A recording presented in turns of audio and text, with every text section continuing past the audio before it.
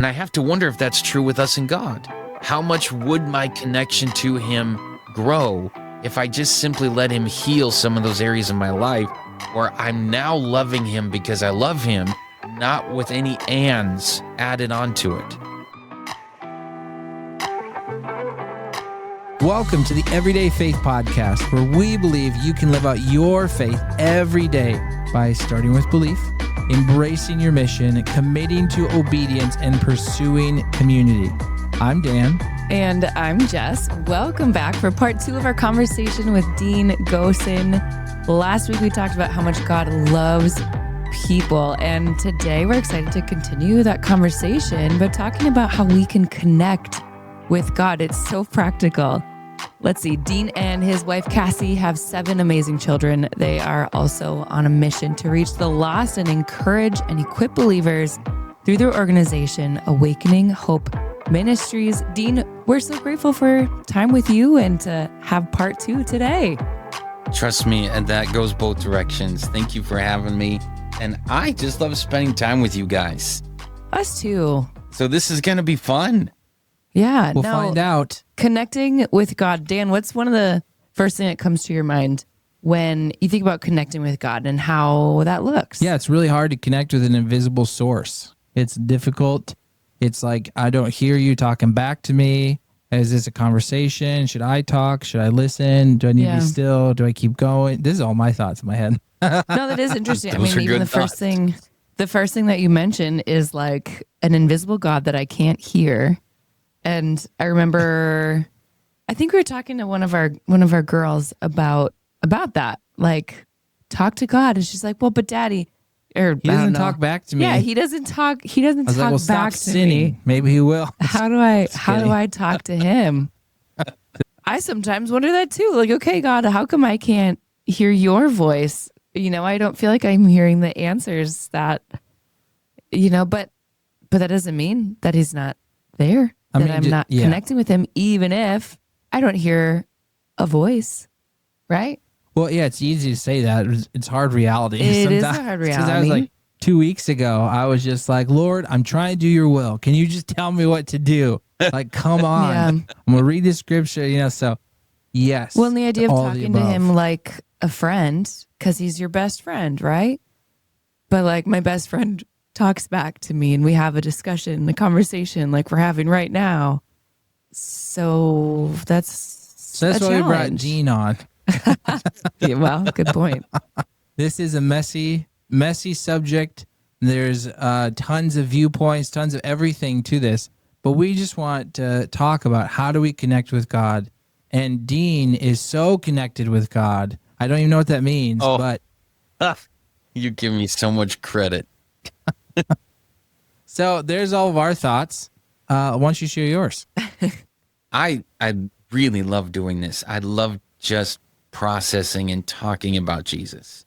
So thank you for giving me an opportunity to do that here on your platform. I love to ask a lot of questions, and I love to look at the Bible through the lens of the heart of God. So for instance, if I were to ask you the question, you and Jess have been married for a while now, and you guys have probably experienced seasons of feeling connected versus not connected. And when you ask yourself why, you begin to discover that proximity is not the only ingredient to being connected. Sure. In marriage, you've probably discovered that there are things you can do to connect, and then there's things that you have to not do in order to connect. And I would say, if we brought that into our relationship with God, I wonder what would happen.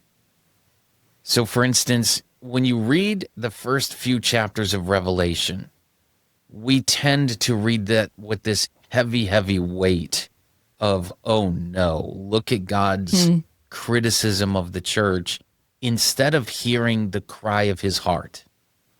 So, for instance, in marriage, all of us have done this most likely at some point. We criticize our spouse because our heart's actually crying out for connection. Sure. Now, we're not good at it like Jesus is, but a spouse might feel criticized and miss the fact that their spouse is actually dying for connection. Yeah. It's coming out very critically. It's coming out some way, but at the heart base of it, it's this strong desire for more of you, to connect with you, to be loved by you, however you want to parse that out. Mm-hmm. Now, when you read the letters of Revelation to the churches, I see God's heart wanting to connect with us in most of it. There's a few spankings in there, but I do see the heart of God crying out. For instance, in Revelation 3, the church of Laodicea, the hot and cold and the lukewarm. When you get down to the section where Jesus is saying, hey, I'm knocking at the door, and if you'll just let me in, I will come and fellowship with you. And you see the cry of God's heart is, I want to fellowship with you. That's his desire. And just prior to that, he's rebuking them because they got caught up in some things that made them feel as if, we don't need you, God. We have everything we need. We don't need you. We'll even go to church and you can knock on the doors to our church and we won't let you in, even though we're going to church to worship you. And the interesting point there is Jesus is not condemning wealth. He's just saying, you've accumulated some things that have made you forget about me. And now I can't even use your life for anything. You're neither hot nor cold. And if you were one of those, I could use your life. I could do something with you. But because you don't believe that you need me, you've become lukewarm. So this isn't about being saved versus unsaved as much as it is about being usable versus unusable. And God's heart in it was through connection, through fellowship, that other things would come into play. Things like this. He said, if you would just come to me, I would give you white garments that have been made pure. I would give you gold refined by fire. Ask yourself these questions. What are those? When he says, if you would come to me, I would give you these things. Now, I would like to just put it out there for discussion that if we were able to figure out what some of those things are, our connection to God might improve drastically. Because he ends that by saying, I'm knocking at the door, and if you'll just open it, I'll come and fellowship with you. So his desire is connection. And if God's desire is connection, no wonder so is ours. And one of the arts of connection, we have a mutual friend. I'll just say his name, Armin. He was pulling together a ministry night for us, and he said, dude, I want you to know we're inviting some people. You're going to meet them for the first time and think they must have 150 friends, and you would be right. But they all are starving for community. So that tells me something. We have a problem. We have a problem of proximity hasn't solved the issue. Yeah. Having a number of friends hasn't solved the issue. And I have to wonder if we also bring that into our connection with the Lord. What is it that we can do to improve connection? And what are things we're doing that hinders connection? What would you two say? Good question. I mean, I think one of the things that I'm hearing you say is that we're seeking pleasure, right? And we're seeking pleasure and connection, but we're often misguided and doing that in the wrong way. We're seeking to fulfill that in the wrong way.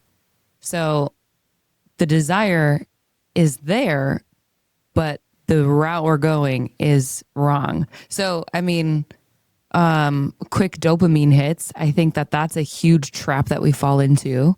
And so, whether it's a drink or food or, even when there's hard things going on in life, sometimes it seems easier and more accessible to turn to my phone and zone out, or just kind of empty my mind in some way, right? Because it's quiet and peaceful then in my mind versus wrestling with those things or being challenged potentially by what someone else, whether it's God or someone trusted, like a spouse or a friend, right?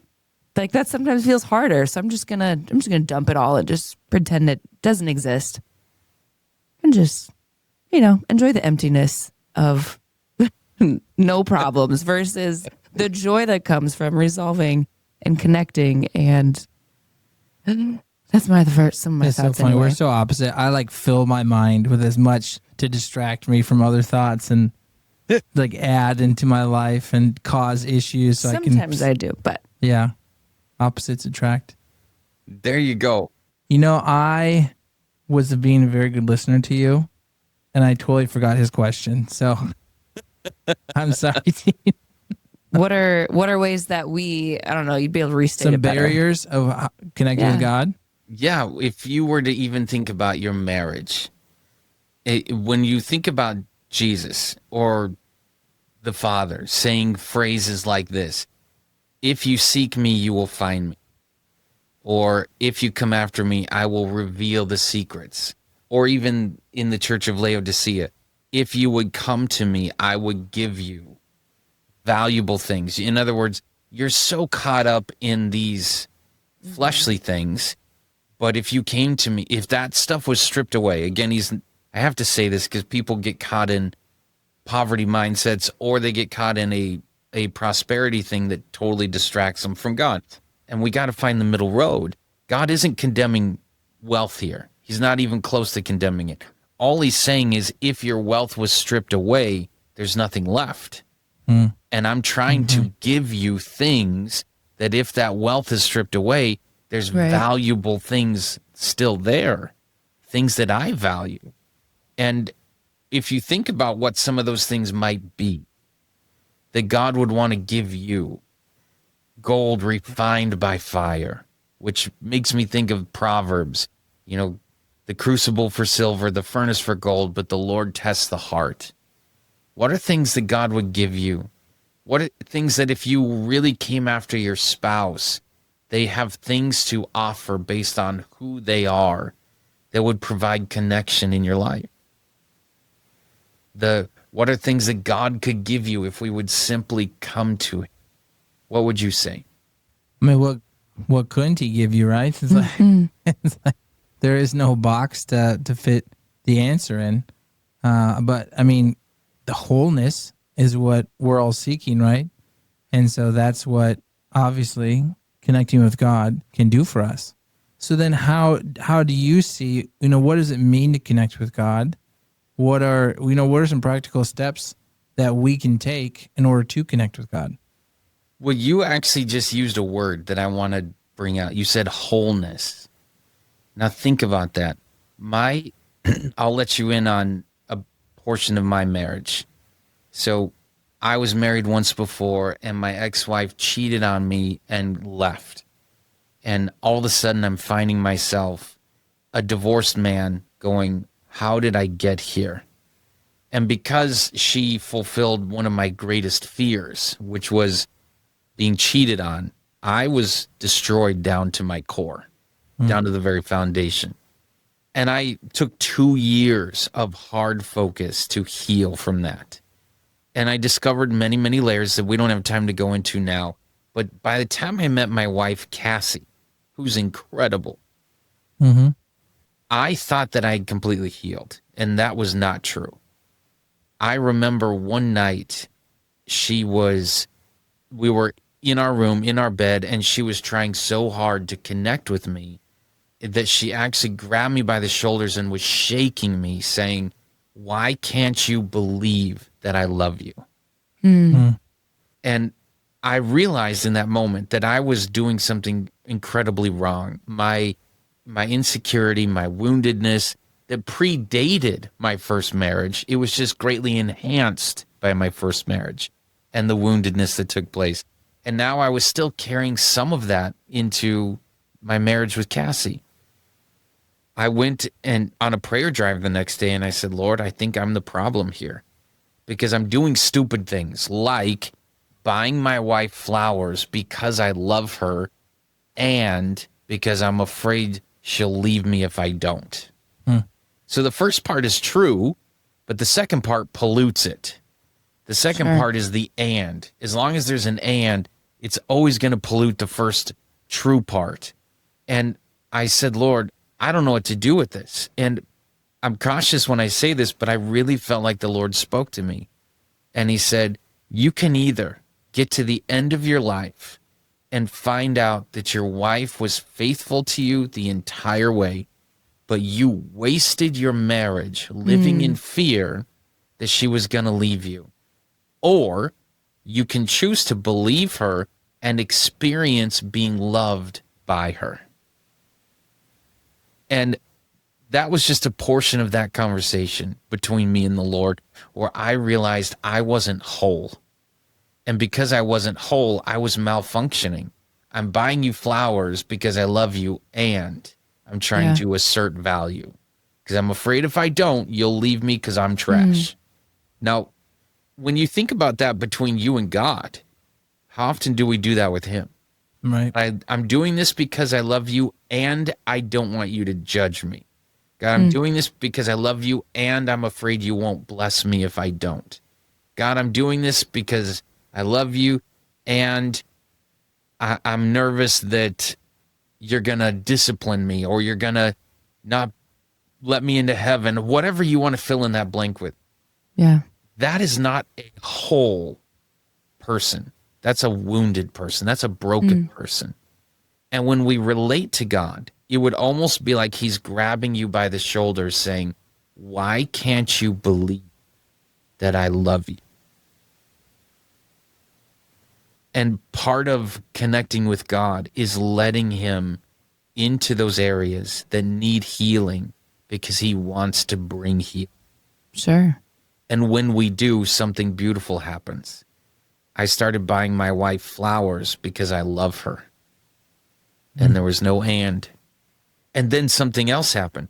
My connection to her went through the roof and she didn't change. I did.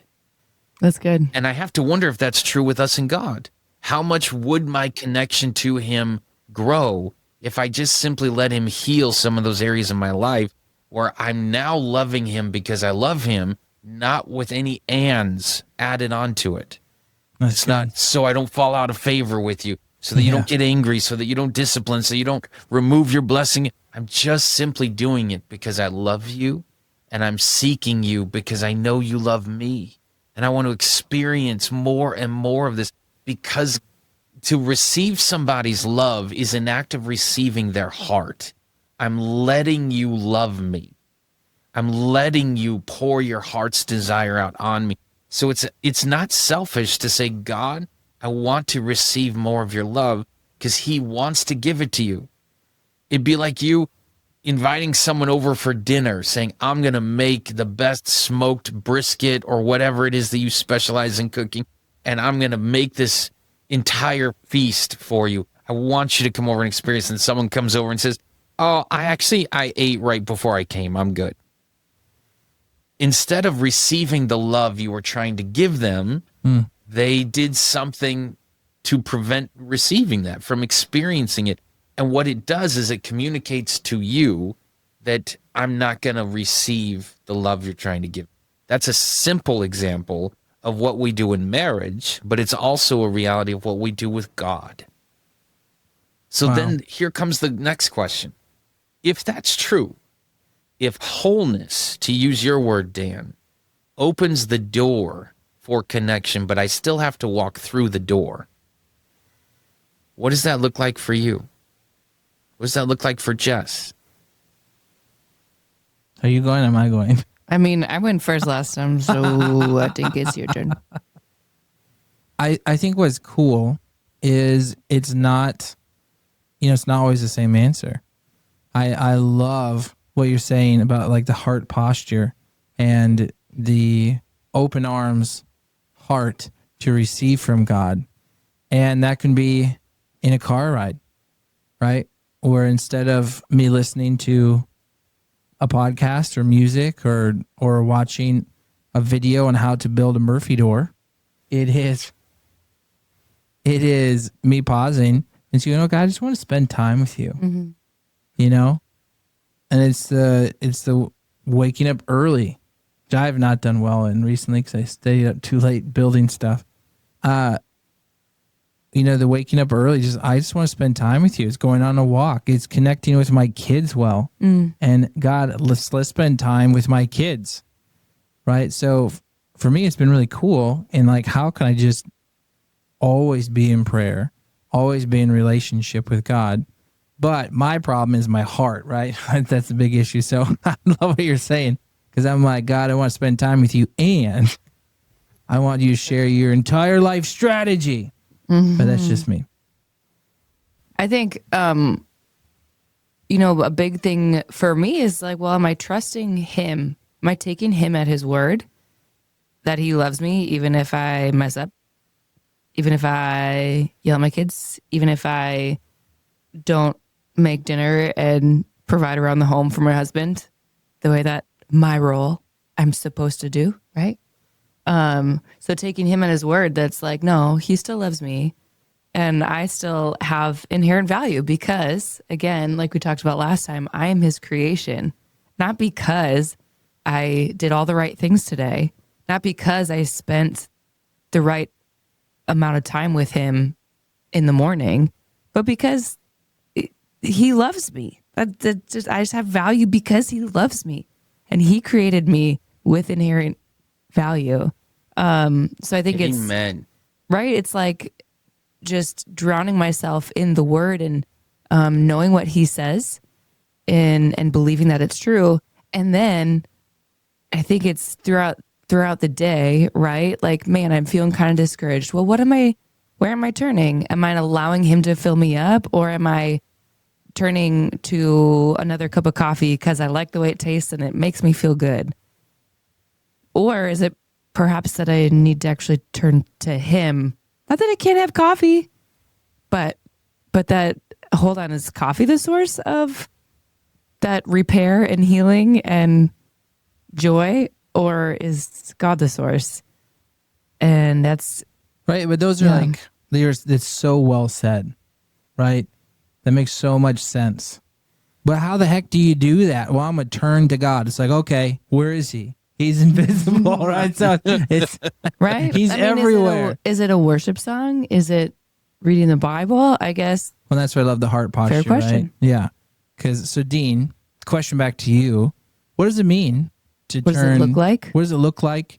What is it? Yeah. How do we say, I'm choosing you, Jesus, instead of my dopamine hits or whatever else it is? That's a great question. And I know there's some scientific articles out there that would talk about the longevity of building connection without using the quick dopamine hits, like you would scroll through Facebook Reels or whatever. But one thing that if I was going to put a practical step out there for anyone that's watching this or listening to it, saying exactly what you said, Dan, but how do I do this? One thing I would start with is challenging the pedestal that we put God on. Because I think part of our problem is we don't put him on a high enough pedestal. And here's what I mean by that. Because we're all different. If you picked someone you really, really look up to that you've never met, whether that's a movie star or some musician or some teacher, someone that you guys really look up to, if that person came to your house and spoke something over you, like, wow, you guys are just incredible. I really love you. I love your podcast. I listen to it all the time. I just love you guys. If that person that you really look up to, you've put them on a pedestal, their words would carry more weight. The gravity of their statement would carry more than someone at your church that you don't really know coming and saying it. Sure. And the only difference is the pedestal you put one on instead of the other.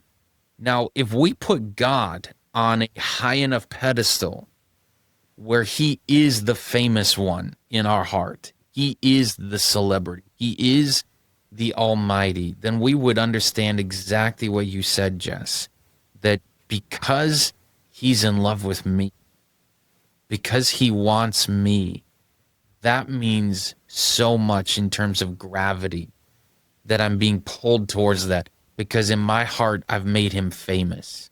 I've made him the King of Kings. And the best thing about me is that I'm loved by him. And it's great that other people may or may not love me, but at the end of the day, I don't care. I'm loved by him. Now you can play that in marriage. Hey, there's lots of amazing women out there that I just don't care because I'm loved by my wife.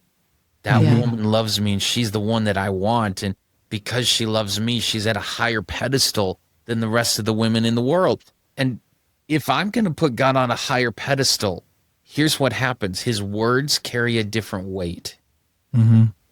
And then my time with him carries a different priority that doesn't include legalism.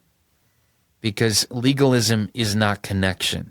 Legalism is another form of payment for acceptance.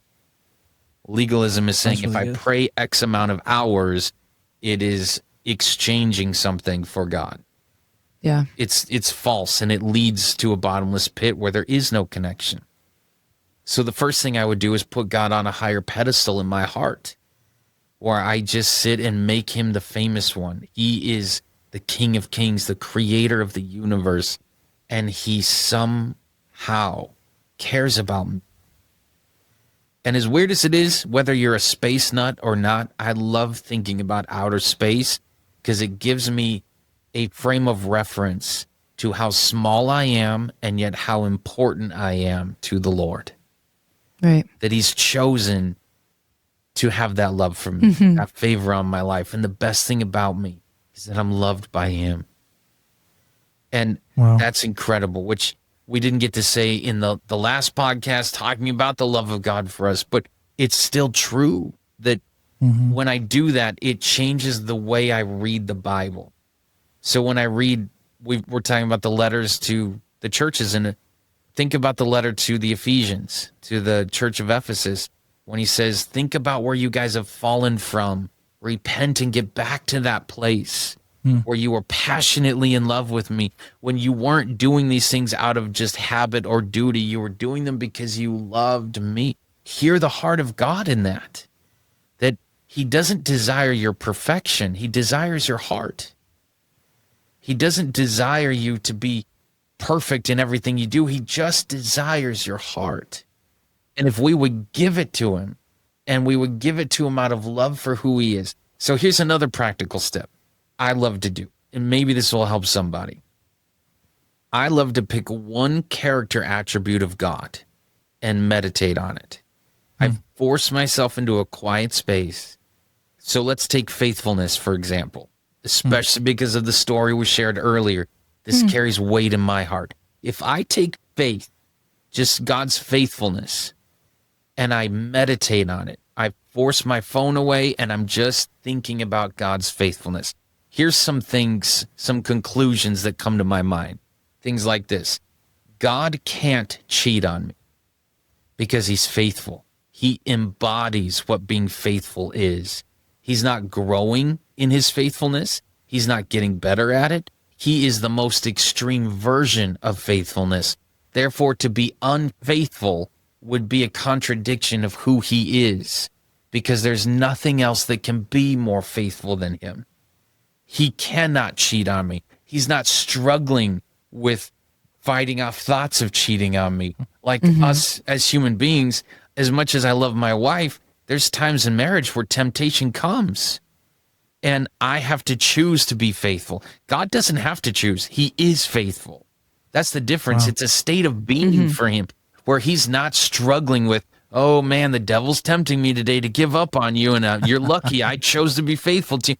He is faithful. And because of that, because his faithfulness depends on who he is, his faithfulness towards me does not depend on my performance. That sets me free from all the ands. I love you, and it teaches me to release my fears of being cheated on, of being rejected.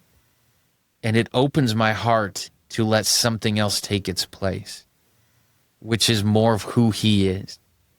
And by just simply meditating on his faithfulness, I'm actually falling in love with who he is. And now I feel even more connected to him because I know him a little more. I'm falling in love with him a little more. And I'm also experiencing, even in that moment, a revelation of his faithfulness. And Yeah. it gives me a comfort and a peace. That's a heck of a dopamine hit. And that just simply comes from meditating on who he is and falling in love with one aspect of it. Now, what if we do that again and again and again on different aspects? Not so Yeah. that I can go preach it, but because I want to fall in love with who he is. Those are some practical steps I think we can take to turn towards an invisible God. Yeah. Dean, amazing. I think, well, if I could just jump in, because I think there are a lot of people out there that's like, they hear the message on Sunday and they've done a Devo or two, you know, in their Bible app. Not to say those aren't things, not to say that you shouldn't do those things, or that those aren't good things, but you know, maybe a next step for some people, right? It's like, okay, well, if you want to turn to God instead of whatever that quick hit is for you that'll cheer you up or put your worries aside, it's okay. I want to seek God first. In order to do that, I have to care about what he says beyond anything else. And, you know, knowing who he is. Okay. Well, if I'm not there, then maybe his next step, a first place to start is by studying one of the attributes of God. And I think, you know, like for me, I tend to like discouragement can really set in and I can just kind of get, woe is me. Well, maybe for me, starting with his joy, right? Like how God shows up and demonstrates his joy and his pleasure for his people or whatever it is. Maybe that's one of the places that I start, right? Is by saying, well, what does joy look like for God? Because if I think he's disappointed in me, well, then I need to refute that. I need to know what the Bible actually says, what he says about his attitude toward me. Right? So That's so good. I guess So good. for the listener, right? It's like, well, what's your And pain us, point? oh, What are yes. one of your pain points? Maybe it's that you worry a lot. And so it's God's peace, his character of peace. Amen. That's good. This is amazing. Thank you both. This has been an amazing episode. It starts with belief, right? Know what you believe in. That's really key here. Starts with belief. Sounds like a pillar of your podcast. I think it's awesome how God is true and consistent, right? So thank you, Dean, for coming on the podcast. We love you and your family. We will for sure have you back again. Right? The real question is, are there any ands or do you just love me? I love you That's a and I joke. hope to spend more time with you. Hey, look at you turning the tables. I love you guys too. This is a privilege and an honor. Thank you so much. Thanks, Dean. We'll talk to you again soon. Sounds good. Thank you for listening to this conversation from the Everyday Faith Podcast. Our goal is to inspire everyday faith conversations.